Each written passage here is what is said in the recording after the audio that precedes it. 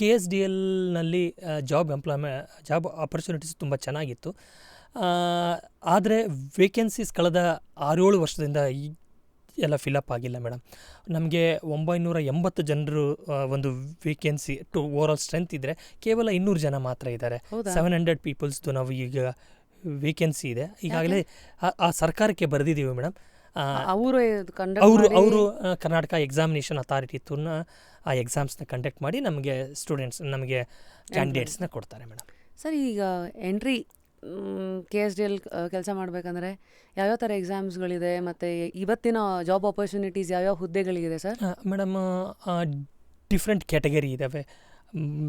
General manager ಪೋಸ್ಟಲ್ಲಿದೆ, assistant general manager post ಇದೆ, QAD ಲ್ಯಾಬ್ಸಲ್ಲಿದೆ, ಆಮೇಲೆ HRD ಡಿಪಾರ್ಟ್ಮೆಂಟಲ್ಲಿದೆ. ಈ ರೀತಿಯಾಗಿ ಎಲ್ಲ ಡಿಫ್ರೆಂಟ್ ಹುದ್ದೆಗಳಿದೆ. ಆಮೇಲೆ ಲ್ಯಾಬ್ ಅಸಿಸ್ಟೆಂಟು, P1ಸು, ಡ್ರೈವರ್ಸು ಆ ರೀತಿ ಇದ್ದಾವೆ. ಆಲ್ಮೋಸ್ಟ್ ಒಂದು 700 ಪೋಸ್ಟ್ ಖಾಲಿ ಇದೆ. ಈಗ ಇಮ್ಮಿಡಿಯೇಟಾಗಿ 38 ಪೋಸ್ಟಿಗೆ ನಾವು ಗೌರ್ಮೆಂಟಿಗೆಲ್ಲ ಬರೆದಿದ್ದೀವಿ. ಗೌರ್ಮೆಂಟಿಂದ ಅಪ್ರೂವ್ ಆಗಿ ಬಂದಿದೆ. ಇನ್ನು 140 ಪೋಸ್ಟ್ಗಳು ಗೌರ್ಮೆಂಟಲ್ಲಿ ಅಪ್ರೂವಲ್ಗೆ ಕಾಯ್ತಾ ಇದೆ ಮೇಡಮ್. ಇನ್ನೊಂದು ಈ 15 ಡೇಸ್ ಅಥವಾ 1 ಮಂತಲ್ಲಿ ಅದು ಕೂಡ ಅಪ್ರೂವ್ ಆಗಿ. ಹೈರಿಂಗ್ ಯೂಶಲಿ ವರ್ಷಕ್ಕೆ ಎಷ್ಟು ಸತಿ ಆಗುತ್ತೆ ಸರ್, ಅಥವಾ ವರ್ಷಕ್ಕೆ ಒಂದು ಸತಿನ? ಹೇಗೆ ಇದು ಲೈಕ್ KSDL ಅಂತಂದರೆ? ನಮ್ಮದು ಮೋಸ್ಟ್ ಆಫ್ ದಿ ಗೌರ್ಮೆಂಟ್ಗೆ recruitment once in 4-5 years madam. ಅಷ್ಟು ಇದು ಮಾಡ್ತೀವಿ. ಇನ್ನೂ ಇದ್ರಲ್ಲಿ ಔಟ್ಸೋರ್ಸಿಂಗ್ ಇದೆ. ಔಟ್ಸೋರ್ಸಿಂಗ್ ಅಥವಾ ಕಾಂಟ್ರಾಕ್ಚುಯಲ್ ಬೇಸಿಸಲ್ಲಿ ನಾವು ಹೀಗೆ ಈ ಎಂಪ್ಲಾಯೀಸ್ ಯಾವುದು ಇದಕ್ಕೆ ಯಾವ ಈ ಡೆಸಿಗ್ನೇಷನಿಗೆ ಬೇಕಾಗಿರುತ್ತಾರೋ ಆ ಡೆಸಿಗ್ನೇಷನ್ ಅವ್ರನ್ನ ನಾವೆಲ್ಲ ತೊಗೊಳ್ತೀವಿ ಮೇಡಮ್. ಸರ್, ನಿಮ್ಮ ಥರ ಒಂದು ಹುದ್ದೆ ನಂಗೆ ಗೊತ್ತು. ಈಗ ನಮ್ಮ KMF ಅವ್ರ ಕಡೆಯಿಂದ ಜಗದೀಶ್ ಸರು ಬಂದಿದ್ದರು. ಅವ್ರು KS ಎಕ್ಸಾಮ್ ಅಂತ ಬರೆದಿರೋದು.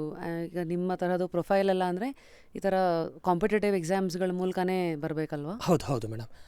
ನಾನು 2011-13 ಬ್ಯಾಚ್ ACF ಆಗಿ ರೆಕ್ರೂಟ್ ಆದೆ. ಆಮೇಲೆ 2017 ಬ್ಯಾಚು ನಾನು IFS ಆಫೀಸರ್ ಆಗಿ ನಂದೆಲ್ಲ ಪ್ರಮೋಷನ್ ಆಯಿತು.